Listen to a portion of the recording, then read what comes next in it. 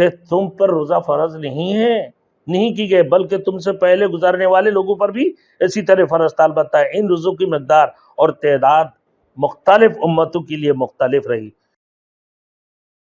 Thanks for watching. Don't forget to like, comment, share and subscribe to Maulana Habibullah Rohani official. فرماتے ہیں سابق امتوں پر بھی تو روزہ کما کتب علی الذین من قبلکم، آپ سن لیں میرے دوستوں کہ تم پر روزہ فرض نہیں کی گئے بلکہ تم سے پہلے گزارنے والے لوگوں پر بھی اسی طرح فرض تھا، البتہ ان روزوں کی مقدار اور تعداد مختلف امتوں کے لیے مختلف رہی۔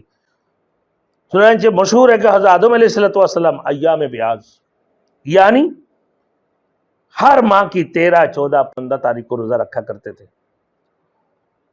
اور پھر یہی روزہ امت محمدی کے لیے کیا تھے؟ مستحب ہے۔ اللہ کے رسول صلی اللہ علیہ وسلم بھی ایام بیاض کی روزہ رکھا کرتے تھے۔ میرے دوستوں اسی طریقے سے نوح علیہ السلام کی امت، حالانکہ حضرت آدم علیہ السلام کے لیے فرض تھا، حضرت نوح علیہ السلام کی امت کے لوگ بڑے سخت مزاج تھے، بڑے اکھڑتے تھے، جس کی وجہ سے نہ ان کی کم کرنے کے لیے اس امت کو سارا سال روزے رکھنے کا حکم تھا۔ ان کی اکھڑ کو ختم کرنے کے لیے تو ان کے لیے پورا سال کا روزہ تھا، پورا سال وہ روزہ رکھا کرتے تھے۔ حضرت داؤد علیہ السلام ایک دن روزہ رکھتے تھے اور پھر دوسرے دن افطار کرتے تھے۔ حضرت عیسیٰ علیہ السلام 2 دن روزہ رکھتے تھے اور تیسرے دن افطار کرتے تھے۔